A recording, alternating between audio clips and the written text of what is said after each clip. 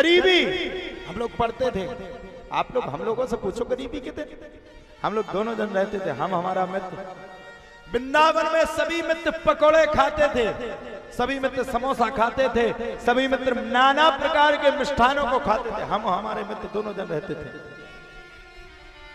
अगर इसके पर्स में एक दिन भी 100 का नोट मिल गया तो हम लोग बड़े प्रसन्न हो जाते थे। आज 100 का नोट मिल गया, हमें कुछ खाने के लिए मिल जाएगा, क्योंकि ज्यादा तो अच्छे थे नहीं, कोई अच्छी व्यवस्था थी नहीं, पिताजी कोई हमारे बिजनेसमैन नहीं थे। अब आपको क्या बताएं, आज व्यास गद्दी पे जब बात छिड़ गई है तो मैं आपको सत्य बताना चाहता हूं। हमारे खुद के रिश्तेदारों ने, सुबह हमें वृंदावन के लिए प्रस्थान करना था, हमारे खुद के रिश्तेदारों ने रात्रि भर के लिए हमें रुकने के लिए अपने घर में स्थान नहीं दिया था। हमारे खुद के खास रिश्तेदार रात को भगा दिया, जाओ तुम गरीब हो, तुम्हारे पास क्या है। हमने वो गरीबी भोगी, वो गरीबी भोगी, वो दिन भोगे कि धन्य है वो तो भगवान जिनने हम पर कृपा की, हम जैसे नालायक को अपने लायक समझा। और धन्य है संस्कार चैनल, धन्य है संस्कार टीवी, जिनके सभी मित्र मंडली ने, जिनके सभी कार्यकर्ताओं ने और जिनके स्वयं मालिक साहब ने हमें इस लायक समझा कि संस्कार चैनल तक आज हमें लेकर के चले गए, वरना हमारी औकात नहीं थी।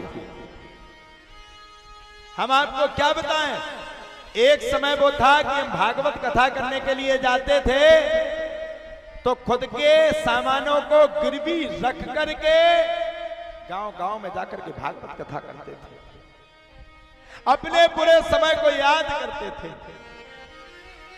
अपने अतीत को याद करते थे। लेकिन हमने, मैं व्यास गद्दी से कह दूं, कभी हिम्मत हारना बंद नहीं किया। मैंने बस अपने मन में यही निश्चय रखा कि एक दिन वो आएगा कि मैं जरूर उठूंगा। मैं क्या बताऊं, दिल और आत्मा की बात। इसी क्षेत्र के कई विद्वान लोगों ने, हम उनके सामने हाथ जोड़ते थे, महाराज जी हमें अनुष्ठान में ले लो। वो अनुष्ठान में तो लेते थे, लेकिन हमसे वेद मंत्र नहीं पढ़वाते थे कि कहीं ये वेद मंत्र पढ़ करके ऐसा नहीं कि गांव में छा जाए। धन्य है भगवान, ऐसी कृपा करी कि गांव में छाए सो छाए, लेकिन भारत के कोने कोने में छाप लगवा दी है भगवान की। धन्य है प्रवीण भैया, पप्पू भैया, बजाज जी, कटनी वाले, जिन्होंने हमारी दुखद दशा को देख करके तत्काल प्रभाव से निर्णय लिया। हमने भैया के सामने कहा कि हमारे सामने कोई वाहन नहीं है, हमारे चलने के लिए कोई गाड़ी नहीं है। भैया ने रात्रि का समय भी नहीं लगने दिया, सुबह जैसे हुई वैसे स्कॉर्पियो एन गाड़ी को ला करके खड़ा कर दिया। लो महाराज जी, आज से तुम इस गाड़ी पे चलो और खूब तेजी से चलो। एक बार उनके लिए ताली हो। तो मैं कहना चाहता हूं, जब गरीबी होती है तब सगा रिश्तेदार भी आपको नहीं पूछता है, और जब आप पर आपसे कुछ बनने लगता है ना, तो ध्यान रखना, जाने कितनी रिश्तेदारी निकल आती है, ककुआ की, फूफा की, फूफी की, चचा की, चाचा की, अलान फलान ढकान, सब कुछ निकल आता है। हम दरबार लगाते, हम आपके फलाने चाचा बोल रहे हैं, हम आपके ढकाने। हमें जानते हैं कि गरीबी के समय में कोई किसी का साथ नहीं देता। इस क्षेत्र में हमने जब कार्यक्रम किया तब हम पर एक व्यक्ति ने भरोसा किया, पहले हनुमान जी, दूसरे माता पिता, और तीसरे हमारे बीडी शर्मा जो स्यावनी वाले हैं, हमारे वो चाचा हैं। हमने उन्हें फोन लगा करके कहा कि चाचा जी यहाँ पर रुकने के लिए कहीं व्यवस्था नहीं है। उन्होंने कहा बेटा चिंता मत करो, गेस्ट हाउस खुला रखा है, तुम जाओ जाकर के मेहमानों को रुकने के लिए व्यवस्था करो। कोई हमने यज्ञ का ऐलान किया महाराज जी, तब सब लोग हंसी उड़ा रहे थे। कई लोग निकलते हो, वो टेंट को देखते तो सब लोग हंसी उड़ाते हो, ना काले वो तो कछु नहीं करने को, बीच में यज्ञ फेल हो जाने। लेकिन धन्य है भगवान, हम जैसे जीव से एक नहीं, दो नहीं, तीन कथाएं यहाँ पर वाचन भगवान ने करवा डाली। ऐसी भगवान की कृपा। ध्यान रखना, जब गरीबी का समय होता है खास,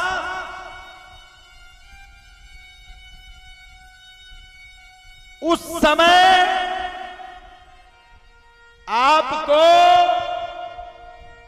ना रिश्तेदार पूछेगा, ना नातेदार पूछेगा, न परिवार के पूछेंगे न घर के पूछेंगे, कोई नहीं पूछेगा। जिस समय आपके बुरे दिन होंगे उस समय आपको कोई पूछने वाला नहीं होगा। जिस समय आपका आप पर कुछ बनता ना होगा, माफ करना। हम भी इस मंच से कहना चाहते हैं, हमने भी वो गरीबी देखी। आप चलिए हमारे घर पर, हम आपको दिखाते हैं। ये हमारे गांव वाले ठीक थे, इतनी स्थिति भी ठीक नहीं थी कि हम 4 व्हीलर ले सकें। इतनी भी स्थिति, हम जब मेहमानों के सामने हमारी माता जी जाती थी, हम लोग जाते थे तो हम लोगों को नौकर कह करके धुतकार दिया जाता था, भगा दिया जाता था, नौकर कह करके के हटा दिया जाता था। सबके मेहमानों को बड़े बड़े स्वागत होते थे। हमारी माता राम को याद होगा, एक बार हमारे किसी खासे व्यक्ति की शादी ललितपुर में थी। अब मैं आपको क्या बताऊं, क्या दिल की बात कहूं। हमारे खुद के निजी लोगों ने हमारे हाथ में ट्रे थमा दी थी और ट्रे थमा करके कह रही थी कि सभी मेहमानों को जाकर के शरबत बांटो। हमारी मां ने इसका विरोध किया, नहीं हमारा बालक है, शरबत नहीं बांटेगा। तब हमारे उन्हीं मेहमानों ने, नाम किसी का नहीं लेंगे, उन्हीं हमारे अपनों ने हमारी माताजी से कहा, ट्रे से शरबत नहीं बंटवाओगी तो क्या बंटवाओगी? आगे चल करके इन्हें होटलों ही में तो काम करना है, बेटरई तो बनना है, ये बेटरई बनेंगे। हमारी माताजी ने छाती ठोक करके कहा कि हमारा बालक बेटर नहीं बनेगा, हमारा बालक ऐसा थिएटर बनेगा कि भारत में नाम रोशन करेगा। ये मेरा पूत है, सपूत है, ये नाम खड़ा करेगा, ये नाम को बदनाम नहीं करेगा। उस माँ के आशीर्वाद से, उस पिता की कृपा से, उस माँ के आंचल के दूध की बदौलत और उस माँ के आंचल के दूध के आशीर्वाद से आज जो रिश्तेदार, जो नातेदार हम लोगों की हंसी उड़ाते थे, हम लोगों को नीचा दिखाते थे, कभी हम आपको क्या बताएं। हमने स्वयं प्रत्यक्ष बात बता रहे हैं। हम स्टेज पे फोटो खिंचवाने के लिए गए, फोटो खिंचवाने के लिए हमारे सगे व्यक्ति ने हमारे कान में कहा, आज भी वो बात हमें ध्यान है कि एक फोटो खिंचवा लो, ज्यादा फोटो नहीं खिंचवाना, ज्यादा फोटो खिंचवाओगे तो यहीं से थप्पड़ गलेगा, हट जाओ। फटे जूता पहने हो, फटे कपड़े पहने हो, बैठ गए स्टेज पे। मेरी पत्नी क्या कहेगी, उन्हीं व्यक्तियों ने हमें पकड़ करके स्टेज के नीचे भेज दिया, उनने नीचे फेंका। मैं और मेरा भाई था और उस समय की स्थिति में शेरवानी चलते थे। हमारे भाई, हमारे पिताजी ने हम दोनों भाइयों के लिए 1 शेरवानी 2 शेरवानी दिलवाए,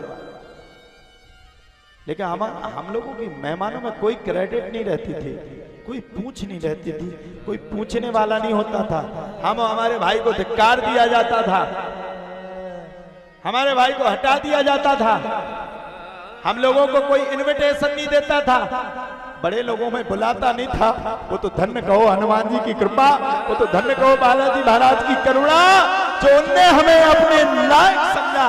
जब ये दुनिया हमें अपने लायक समझने लगी, नहीं तो लोग तो हमारी पहले ही से हंसी उड़ाते। और सुनिए, जो लोग हम लोगों की हंसी उड़ाते थे, उनके लड़का कोई गुंडा निकल गया, कोई मवाली निकल गया, कोई जेल में बंद है, कोई किसी चीज में बंद है, जो हमारी हंसी उड़ाते थे, अपने लड़कों को कलेक्टर बनाने का सपना देखते थे, वो बर्बाद हो गए। और धन्य है मेरे बालाजी सरकार, चाहे कलेक्टर हो, चाहे एसपी हो, चाहे डीएसपी हो, चाहे राजा हो, चाहे महाराजा हो, भगवान ने इतनी बड़ी गद्दी दी कि कोई भी चला है, लेकिन सबको इस गद्दी के नीचे ही बैठना पड़ेगा। सबसे बड़ा राजा बैठाल करके बना करके बालाजी ने बैठा। जा पर कृपा राम की हुई, ता पर कृपा करें सब कोई। जिस पर कृपा राम की होती ना, जिसको राम मानते ना, उसको दुनिया मानने लगती है। दुनिया जिस पर कृपा राम की होती, अरे राम की कृपा हमारे ऊपर हुई। आज देखिए आप लोग बैठे, राम की कृपा हुई, आज हम संस्कार टीवी पर कथा कर रहे हैं। आज शाम को 4 बजे से सत्संग टीवी पर कथा का विशेष प्रसारण आने वाला है 4 से 7 बजे तक। ये राम की कृपा है। अब मैं क्या कहूं आपसे, ये भगवान की कृपा है। और मैं क्या कहूं, संस्कार टीवी के सीईओ साहब श्री मनोज त्यागी जी का मैं कैसे एहसान चुकाऊं। उनने मैं जैसे उनके पास पहुंचा, उन्होंने कहा जाओ आप तो सिर्फ कथा करो, चिंता मत करो, आज तुम्हारा भाई खड़ा है। और बड़े भाई के रूप में खड़े होकर के उन्होंने स्वयं संस्कार टीवी पर कथा करवाने का काम किया। एक बार जोरदार ताली हमारे सीईओ साहब के लिए। मैं कहना चाहता हूं, हमारा भी घर है, हमारा भी परिवार, हम 2 भाई, हमारा भाई गऊ है, हमारे बड़े भैया गऊ है, हमारी भाभी है, मां की तरह हम लोग मानते हैं। और हम दोनों परिवार में, आप लोग विश्वास नहीं मानोगे, सब में फूट है, लेकिन हम दोनों परिवार में कोई फूट नहीं। हम दोनों भाई ऐसे रहते हैं जैसे राम और लक्ष्मण की जोड़ी जिंदा आज भी हो। हमारी बड़ी भाभी जो मां की तरह मैं उनका सम्मान करता हूं, आप लोग विश्वास मानो, आज तक मैंने अपनी भाभी के चरण के अलावा कुछ नहीं देखा, सिर्फ चरणों को प्रणाम किया और अपनी भाभी को मां से बढ़ के पदवी दी। आज हमारा पूरा परिवार खड़ा है तो सिर्फ माता पिता के आशीर्वाद से। इसलिए ध्यान रखना, पूत कपूत तो का धन संचय और पूत सपूत तो का धन संचय। अगर पूत कपूत निकल गया तो लाखों की प्रॉपर्टी को आग लगा देगा, और पूत अगर सपूत निकल गया तो जीरो से हीरो बनकर के पूरे परिवार के नाम को रोशन कर देगा।